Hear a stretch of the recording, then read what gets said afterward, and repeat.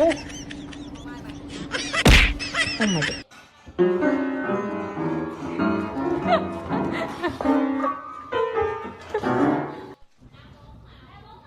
Rồi, qua mẫu tiếp theo nhé. Đã biết là con màu gì vậy?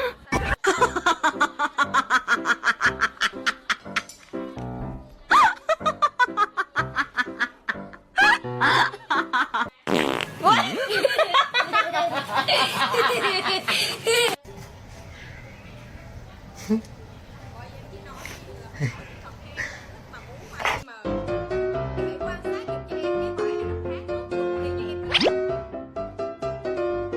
đấy, cái nước nó trượt rõ ràng không mấy bà, có ai bán quần áo mà đúng không? Đây em đi khác luôn.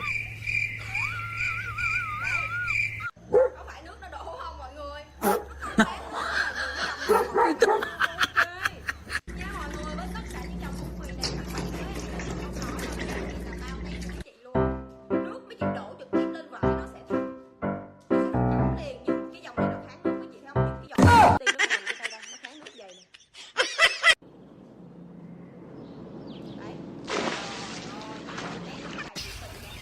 Cho mọi người cũng nhanh tay nhảy phá con này luôn. Và sau cái mã A4 này em chị sẽ lên hàng là những cái dòng mà nó có nước tùy kháng nước để mà cho phục vụ như mình kháng đầy đủ. Mọi người cứ đi mua mọi người không lo, đi ăn lẩu, đi ăn gà đêm hay là Oh no, oh no, oh no, no, no, no. cuộc chơi là nó kèm lem mà, kèm lem cái áo váy của mình rồi nên nó rất là tiếc nha. Với dòng này là nó kháng nước ok luôn nha mọi người nhá. Rồi cảm ơn bạn Jack. Hay hay, ok ạ.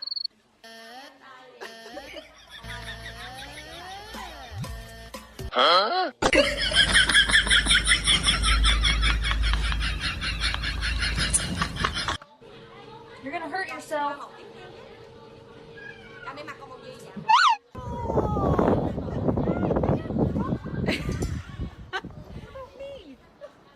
Nope, I'd rather go for a truck ride. As I said, or